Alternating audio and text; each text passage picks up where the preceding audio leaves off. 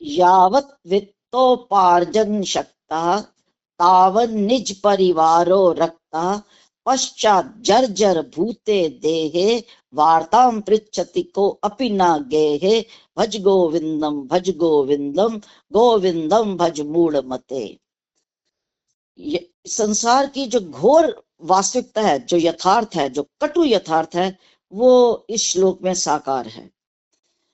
कहा जाता है कि जो हमारा वेदांत है, जो ज्ञान का मार्ग है, वो निवृत्ति मार्ग है, पर निवृत्ति में भी प्रवृत्ति की कितनी आवश्यकता है कि संसार कैसे चलता है, ये शंकराचार्य जी भी जानते हैं। और कैसे व्यक्ति की समय बीत जाने पर काल के प्रहार से कैसे स्थिति हो जाती है, उसका उन्होंने सटीक चित्रण किया है। जब तक ए मानव तेरे अंदर क्या शक्ति है, किसकी? अर्थोपार्जन की, पैसा कमाने की, तभी तक सारे अनुरक्त हैं। यावत मैंने जब तक वित्तोपार्जन, अर्थ का उपार्जन करना, पैसे कमाने की, तेरे अंदर ए मानव क्या शक्ति है, तावन निज परिवारों रखता, तभी तक सारा परिवार तेरे से अनुरक्त है, प्रेम करता है। इससे जिसे कहते हैं घोर यथार्थ और कोई नहीं हो सकता, जो शंकराचार्य जी ने यहाँ प्रस्तुत किया है।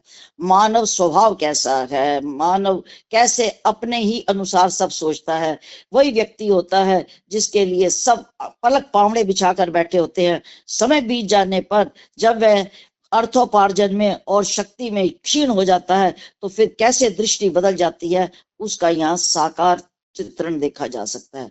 यावत वित्तोपार्जन शक्ता तावन निज परिवारों रखता, तभी तो परिवार भी अनुरक्त है, सम्मान करता है।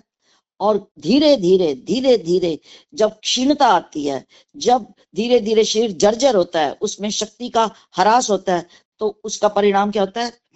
पश्चात जर्जर भूते देहे, पश्चात मैंने इसके कुछ समय के बाद जैसे ही देह जर्जरित होती है, क्षीण होती है, बुढ़ापा हावी हो जाता है, वार्ताम पृच्छति को अपि ना गेहे, घर में कोई वार्ता पूछने वाला भी नहीं है।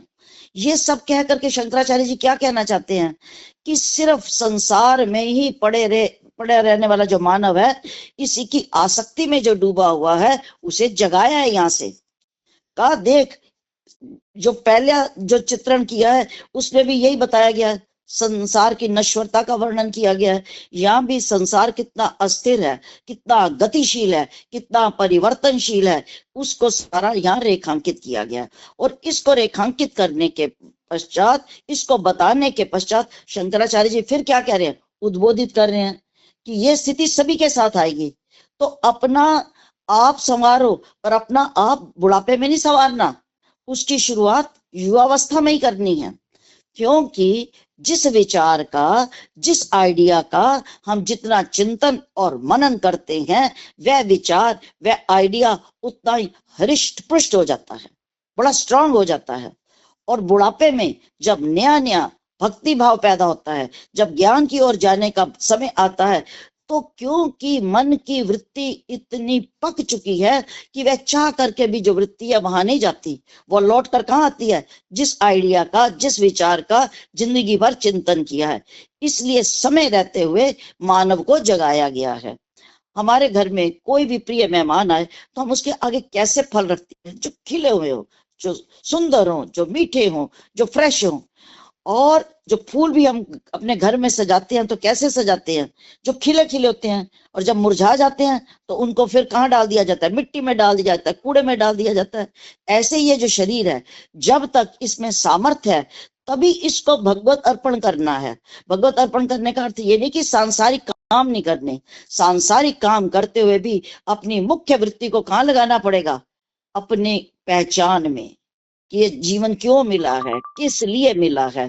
तो ये भाव शंकराचार्य जी ने यहाँ मानव को जगाया कि ऐ मूढ़ मते, ये जो स्थिति पहले हुई है ये तेरे साथ भी होगी, तो समय का सदुपयोग कर और अपने को जान, गोविंद का भजन कर।